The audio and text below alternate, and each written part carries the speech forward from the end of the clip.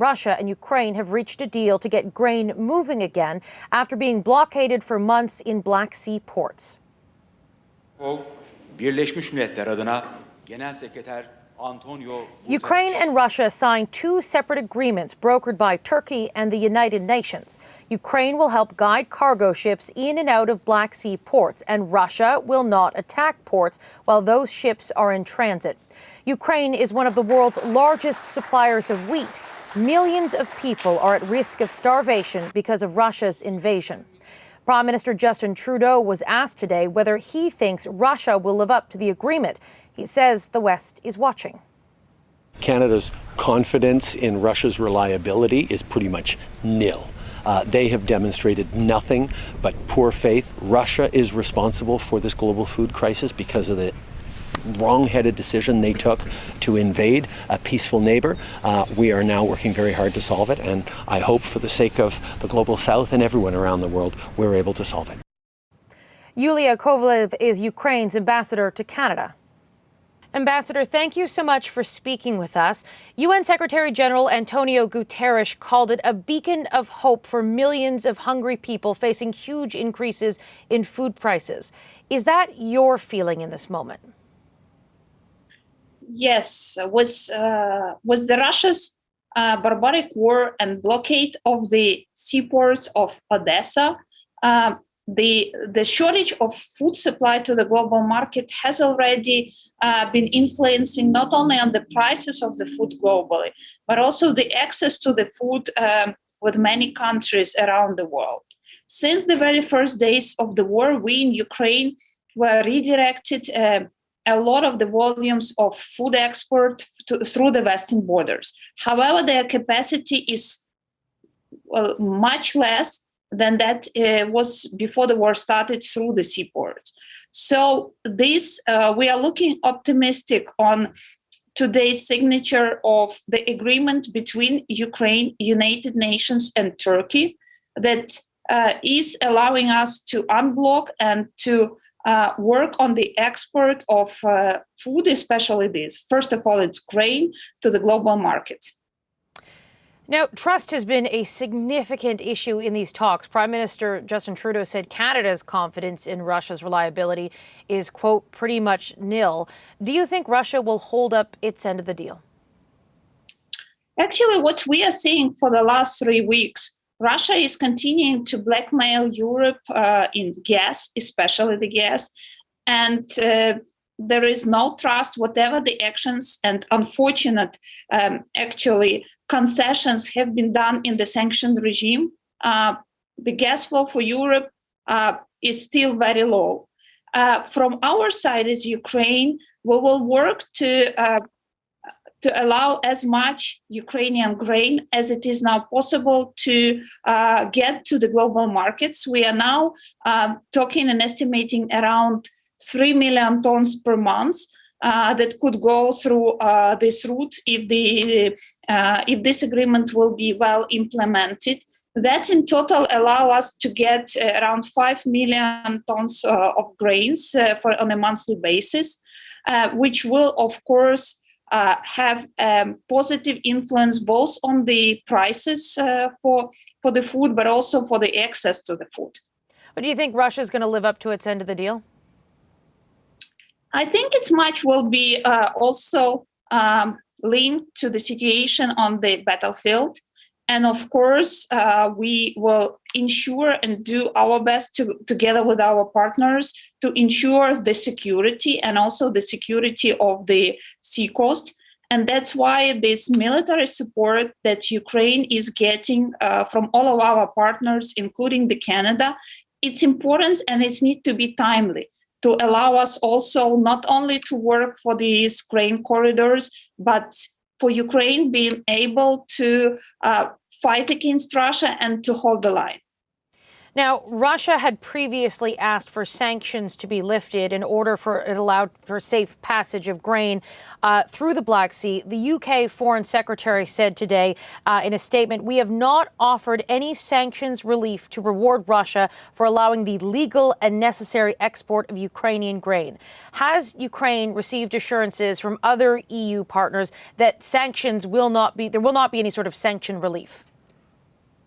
Of course, we as Ukraine stands, and I think we very clearly stands that there shouldn't be any talks of the sanction relief. Even moreover, the sanctions should be tightened and should be much strengthened, because we see that any trying to step back in the sanction regime, first of all, undermine the institution of sanctions and the sanction pressure itself, but also with the recent case of lifting the sanctions on turbines and how the situation is developing now, it's a clear evidence that this lifting the sanctions does not work with Russia. What we see now these days that even when unfortunate the decision of lifting the sanctions for turbines, the flow of Russian gas is very small, is the same as it was when the sanctions were. And still there are no guarantees that the gas flow will go further.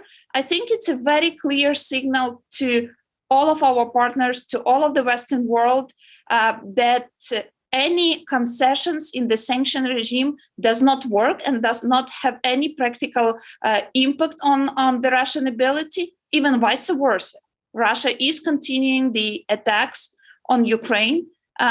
That's why the sanction regime need to be strengthened.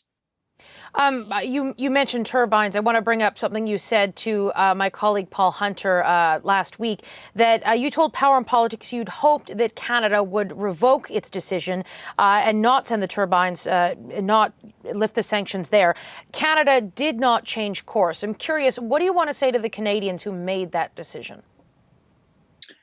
I think it's very clear what we see now. After this decision of sending the turbines to Germany, despite these decisions, as we see on the media, the turbines are still in Germany. The gas flow is still remaining to Germany on a very low. So with this decision of lifting the sanctions, Russia is continuing to play their games. They are continuing to threaten and blackmail Europe. And I think we all need to join our efforts to break this long years built dependency on Russian energy resources, because I think now everybody has a very clear understanding that Russia is not a reliable supplier of energy to the European continent. And just for the joint security of all European countries, as quick as all of us and all of our European partners will actually diversify the gas flow, the easier and more sustainable the energy security will be in Europe.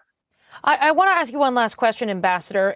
In the lead up to Russia's invasion of Ukraine and in the first initial weeks after, we saw this international coordinated effort to level sanctions at Russia. And what I remember President Joe Biden at the time saying, look, these sanctions aren't going to work overnight. They're going to take time, and ask me about, whether they're working later.